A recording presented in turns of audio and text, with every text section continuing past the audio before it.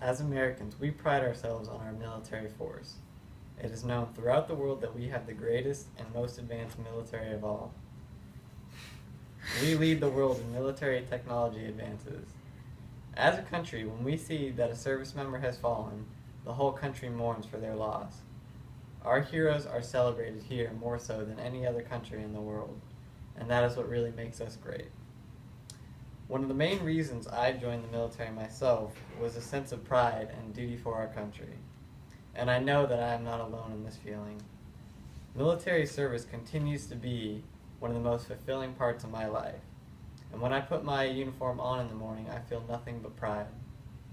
I have been taught so much in the short time that I have been in, and the more I think about it, the more I realize that military service should be something that everyone should have to experience.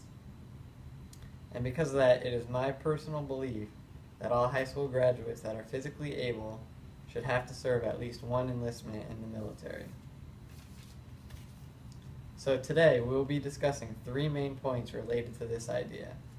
The first point I will be covering is the potential problems that could arise from making military service mandatory. Second will be the main benefits of the military itself. And lastly, we will discuss some of the exceptions to this idea. Now that we have a good idea of what will be discussed, let's first learn about some of the main problems that I see arising from this idea. While I personally believe that mandatory military service would be very beneficial to our society, I can think of a couple different problems that may arise. The first and biggest problem would be that military service itself can go against many people's beliefs. People that believe in pacifism certainly wouldn't want to join, and immigrants wouldn't want to be in a position where they might have to be at war with their own people. In these particular cases, I would suggest service still, but in the Coast Guard, which is still technically in the military, but falls under the Homeland Security instead of the Department of Defense. The second problem I see arising is that there are some high school graduates that actually have a very good plan for their life, and military service would only delay that.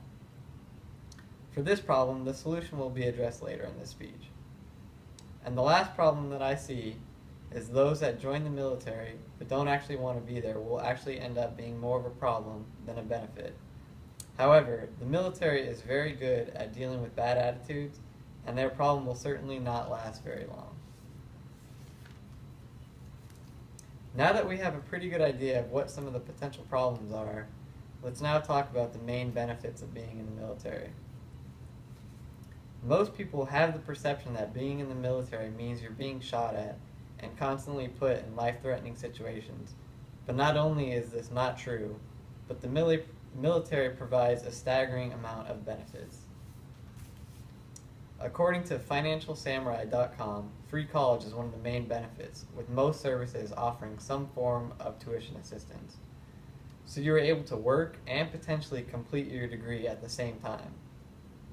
And not only do you receive free college while you're in the military, but once you complete your 4-year enlistment, you're then entitled to what's called the GI Bill, which provides 36 months of free college and at the same time will pay you in a housing allowance so you don't have to live in college housing. If military service were mandatory, this would alleviate the huge amount of debt that most college graduates have for years. And the second main benefit of being in the military is that it teaches a huge amount of responsibility. The military is known for its discipline, and while some may be afraid of being yelled at constantly, this actually creates a huge amount of attention to detail, which will continue with the person after the military service. And not only that, but there is always accountability for your actions in the military. Excuses don't exist, they say. If you do something wrong, expect to accept your consequences, and this will teach you a great amount of responsibility. Lastly, I want to mention the great deal of pride you feel while serving. In addition to the huge amount of brotherhood that you get, unlike any other job, being in the military, you really understand what it feels like to be an American. Now we've talked about both the problems and the benefits of military service. Let's go over some potential exceptions to this rule I've thought of. The first exception would be high school graduates that are looking to be athletes.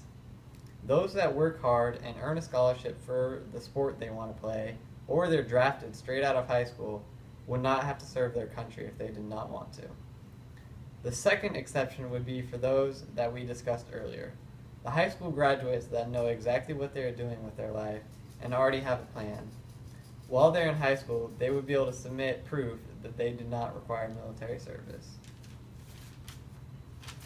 What this really does is focuses the mandatory military service on those that really don't know where they're going in life. Those that graduate and don't attend college and end up with dead-end jobs. It allows them to not only figure out what they want to do with their life, but be a productive member of society as well.